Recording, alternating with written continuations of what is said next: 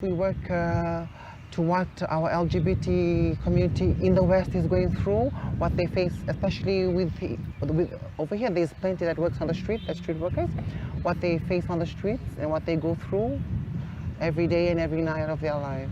There's 4 of us in the LGBT community, which includes Agu, who are also part of Red Cross Lotoka. We deal with these issues. We travel to them, we ask them what's happening in here. So we go and look for help from the Fiji Red Cross, what they can do. So when they travel down, we take the big ones, those big ones sitting up there to the VO, and we help them with whatever that we can get them, like plant mangroves and relocate their homes. Man, I have a lot of frustrations. Is trying to get to them, but then I have no source of help from the other people that I work with. I can't do it on my own. Me and my fellow friends, we have to go and look for help, and it's really frustrating when we try to organize things and people just never come together and help. With women, it's a lot easier working with women than working with men. I find it easier to work with women than work with real men, because they see us for who we are. Our community is marginalized all the time. They saying that we are sinners, that we are doing this that is opposite of the Bible. So for us, LGBT, that's one of the main area where we are discriminated, in the church, in our very home, and also in the community. Being LGBT, some of us, we live with the guilt, but the work has to continue. The war is not going to stop. So for us LGBT women, even though most of us brought us a Christian families, most of us have left home because they don't want to ruin the family's reputation. Before I learned about climate justice, I have always have the perception that women are always viewed as the victim, and there's always a narrative around victim. But when we start to do climate justice work, there is a strong focus around women as agents of change, and also women are not just the victim, but also the active solutions and active agents of change, not only socially, but economically, ecologically, and as well as within the climate justice sphere. Many times we don't realize the good work that women are already doing, not only in climate change, but also within sustainable development and gender.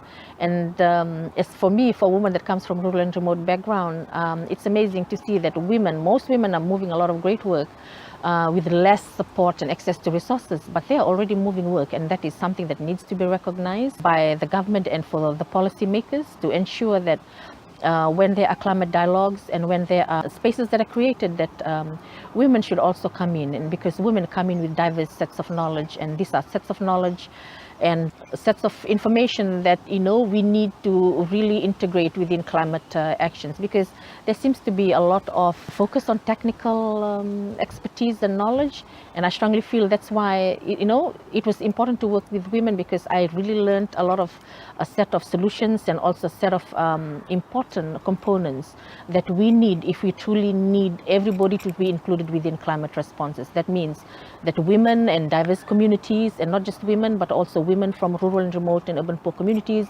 as well as marginalized communities like LGBTQI, sex workers, and disability and youth, their voices matters in the dialogue. Yeah? Mm-hmm. There is a less recognition around identities that people hold.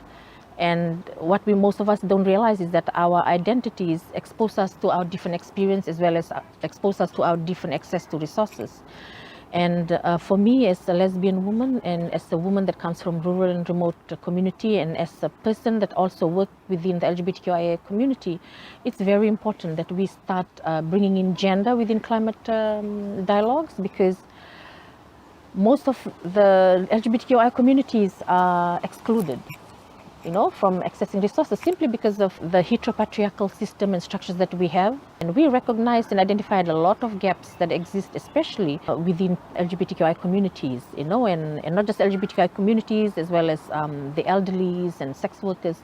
And it's sad, though, to see that during Cyclone Winston, and a lot of communities have been excluded from accessing government assistance and other, resources and information, simply because of the identity they hold. Which I find is a really big set of injustice in itself.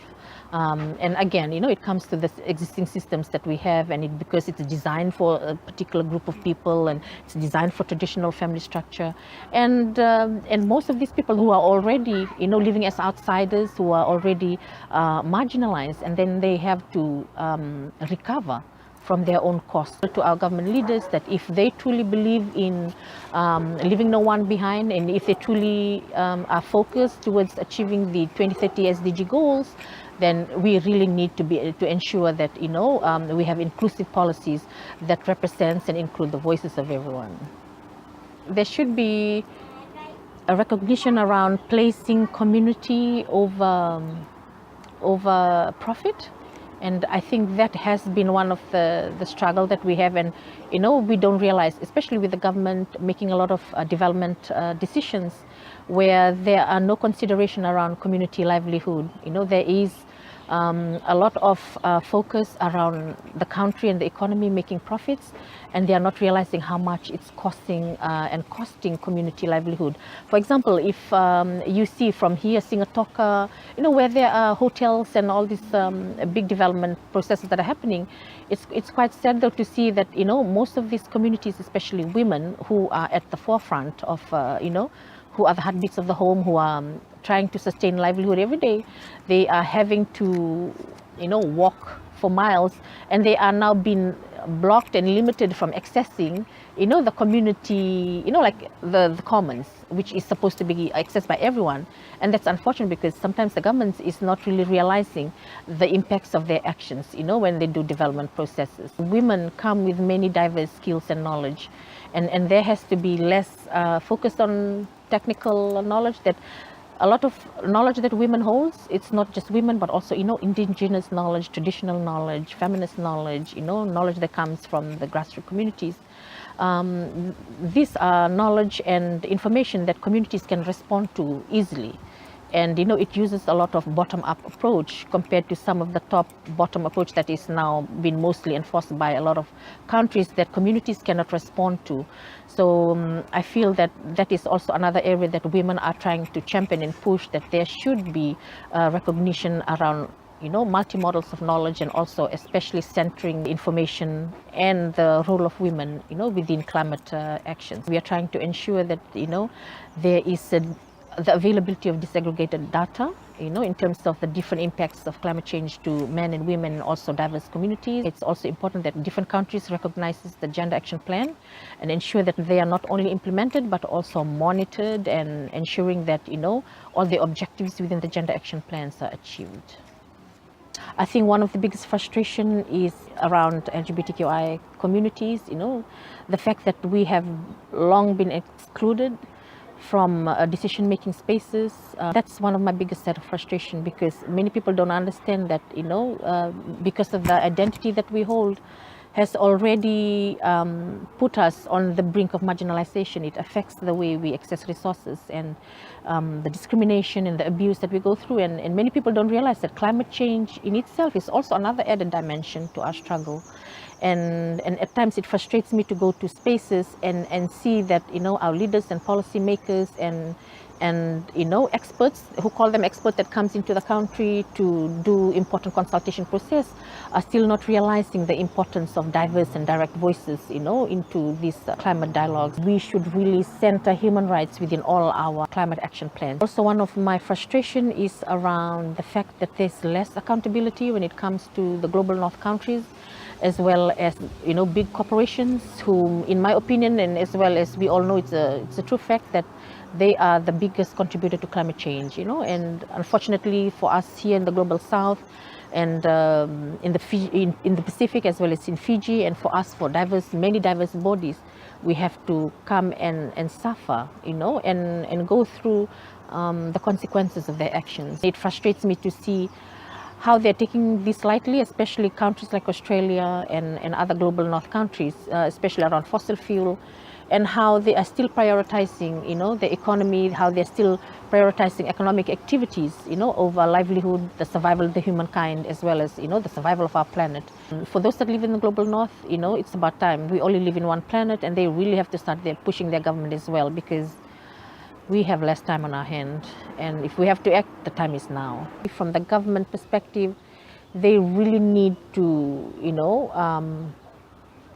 to really expand the conversation around inclusiveness and ensure that LGBT voices are not only consulted when they feel like, but they should, especially within climate action plans, if they want to include LGBT voices, they really need to start to include them from the designing, implementation, the monitoring. There should be a recognition around that even though we are victims to discrimination and many gender inequality, but we have lived how many thousands of years. We are, a community of resilient and strong people, and we come with our own set of strengths and diversity, which should be recognized and integrated as well, within key climate dialogues and climate initiatives. The work around climate justice and also around climate change is not something that we should take lightly. It's an issue of urgency and that requires all stakeholders to come on board and work together.